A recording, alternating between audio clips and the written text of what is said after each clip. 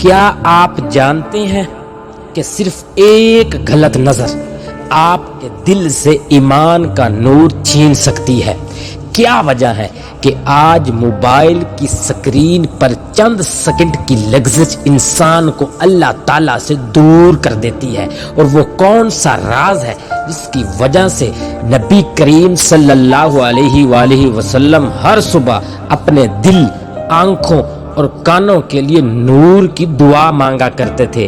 آج کی اس ویڈیو میں آپ کو ایسا ایمان افروز بیان سناؤں گا جو آپ کی سوچ بدل سکتا ہے، آپ کے دل کو جھنجھوڑ سکتا ہے اور شاید آپ کی زندگی کا رخ بھی بدل دے۔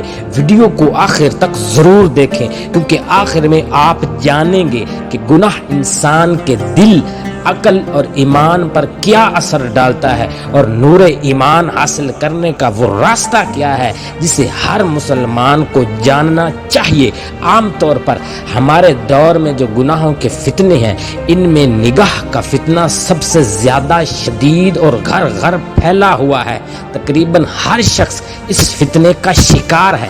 پہلے نگاہ کے غلط استعمال کے لیے کچھ نہ کچھ کرنا پڑتا تھا، کہیں باہر جانا پڑتا تھا۔ اگر کسی کو سینما دیکھنے کا شوق ہوتا تو سینما گھر جانا پڑتا، لائن میں لگ کر ٹکٹ خریدنی پڑتی تھی۔ لیکن اب نہ لائن لگانے کی ضرورت ہے، نہ ٹکٹ لینے کی، نہ گھر سے نکلنے کی، موبائل میں سب کچھ موجود ہے۔ لہٰذا یہ فتنہ دن بدن زیادہ شدید ہوتا جا رہا ہے۔ خوب سمجھ لیجئے، اللہ تعالیٰ مجھے بھی سمجھ عطا فرمائے اور آپ حضرات کو بھی، کہ نگاہ کا غلط استعمال نور ایمان کا سلب کر لیتا ہے۔ اللہ تعالیٰ حفاظت فرمائے۔ ایمان کا ایک نور ہوتا ہے، اعمال صالح کا ایک نور ہوتا ہے، اور اللہ جل جلالہ کے قرب کا ایک نور ہوتا ہے۔ نبی کریم صلی اللہ علیہ وآلہ وسلم نے اس نور کی دعا مانگی ہے۔ فجر کی نماز کے لیے جاتے ہوئے آپ صلی اللہ علیہ وآلہ وسلم یہ دعا فرمایا کرتے تھے: اللہم اجعل فی قلبی نورا وفی بصری نورا وفی سمعی نورا وعن یمینی نورا وعن یساری نورا وفوقی نورا وتحتی نورا وامامی نورا وخلفی نورا واجعل لی نورا، یعنی اے اللہ میرے دل میں نور عطا فرما، میری آنکھوں میں نور عطا فرما، میرے کانوں میں نور عطا فرما، میرے دائیں نور عطا فرما، میرے بائیں نور عطا فرما، میرے اوپر نور عطا فرما، میرے نیچے نور عطا فرما، میرے آگے نور عطا فرما، میرے پیچھے نور عطا فرما، اور مجھے سراپا نور بنا دے۔ یہ نور ایمان ہر صاحب ایمان کے اندر ہونا چاہیے۔ اس لیے رسول اللہ صلی اللہ علیہ وآلہ وسلم صبح سویرے یہ دعا مانگا کرتے تھے۔ اب یہ نور گناہوں کے ساتھ جمع نہیں ہو سکتا۔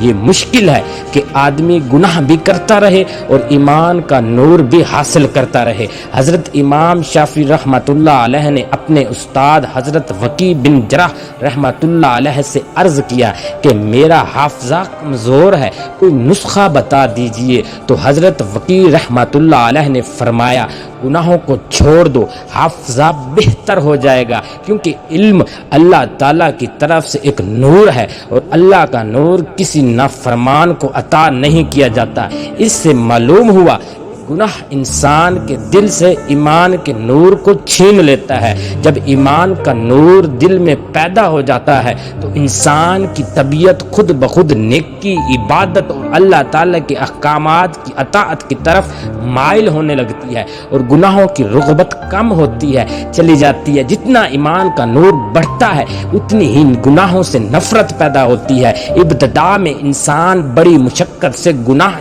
چھوڑتا ہے، دل چاہتا ہے، نفس تقاضا کرتا ہے، خواہش ابھرتی ہے، لیکن وہ اپنے نفس کو دبا کر اور اللہ کے خوف سے گناہ سے بچ جاتا ہے۔ پھر جو شخص مسلسل اپنی خواہشات پر قابو پاتا رہتا ہے، اس کے دل میں ایمان کا نور بڑھتا رہتا ہے، یہاں تک کہ ایک وقت ایسا آتا ہے گناہوں سے نفرت پیدا ہو جاتی ہے، گناہوں سے بچنے سے نور پیدا ہوتا ہے، اور نور پیدا ہونے سے مزید گناہوں سے بچنے کی توفیق توفیق ملتی ہے۔